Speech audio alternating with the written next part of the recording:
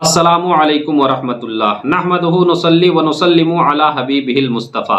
अज़ीज़ान वक़ार, क्या आपको मालूम है कि सारी मस्जिदों में सबसे अफजल मस्जिद कौन सी है और वो कहाँ पे है, और उसमें एक नमाज़ पढ़ने पर कितना सवाब दिया जाता है? अगर आपको मालूम नहीं है तो आप मेरी बात को गौर से सुने, आपके इल्म में इजाफ़ा होगा इंशाअल्लाह। सारी मस्जिदों में सबसे अफजल मस्जिद मस्जिद हराम शरीफ है, जो मक्कतुल मुकर्रमा की सरजमीन पे वाक़ है, और इसमें एक नमाज फ़र्ज़ नमाज पढ़ने पर अल्लाह रब्बुल इज़्ज़त 1 लाख फ़र्ज़ नमाज पढ़ने का सवाब अता करता है।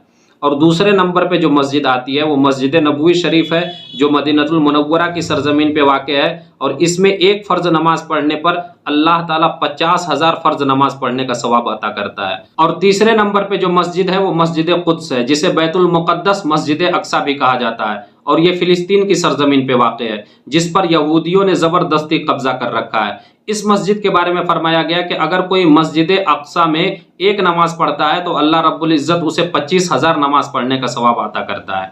और इन तीनों मस्जिदों के बारे में हमारे नबी सल्लल्लाहु अलैहि वसल्लम ने इरशाद फरमाया, यानी मस्जिद हराम, मस्जिद नबवी, मस्जिद अक्सा के बारे में, कि अगर कोई शख्स इन मस्जिदों की तरफ सफ़र करके जाता है तो अल्लाह रब्बुल इज़्ज़त सफ़र करने पर भी सवाब अता करता है, यानी इन मस्जिदों की तरफ सफ़र करना भी इबादत है।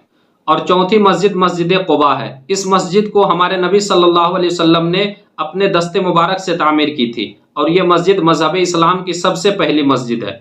असल में इसका पस मंज़र ये है कि जब हमारे नबी सल्लल्लाहु अलैहि वसल्लम मक्का से हिजरत करके मदीना तशरीफ़ ले जा रहे थे, तो मदीना से कुछ पहले एक जगह पे आप ठहर गए, कुलसूम इब्ने अदहम रदी अल्लाह ताला अन्हो के घर पे। आप वहाँ पे ठहरे रहे, एक रिवायत के मुताबिक 12 दिन, एक रिवायत के मुताबिक 24 दिन। तो इस 24 या 12 दिन के अंदर आपने जो नमाज पढ़ी, तो नमाज पढ़ने के लिए आपने एक मस्जिद की तामीर की, जिसे मस्जिद क़ुबा कहा जाता है। आपने इस मस्जिद में नमाज पढ़ी। इस मस्जिद में नमाज पढ़ने पर कितना सवाब मिलता है, आप उसको भी सुन लीजिए। हमारे नबी सल्लल्लाहु अलैहि वसल्लम इरशाद फरमाते हैं, मन ततहरा फी बैतिही सुम्मा अता मस्जिद क़ुबा फसल्ला फीही सलातन कान लहू का अजर उमरतिन।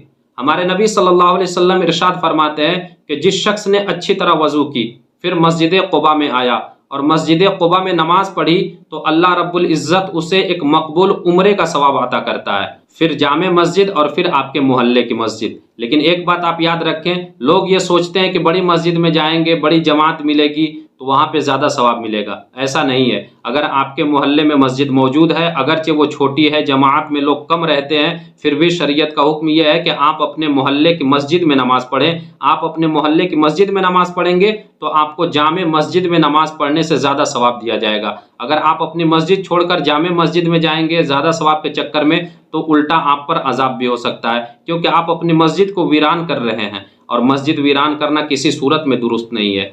इसलिए आप अपने मोहल्ले की मस्जिद को आबाद कीजिए। अल्लाह रब्बुल इज़्ज़त आपको जामे मस्जिद में नमाज पढ़ने का सवाब अता करेगा।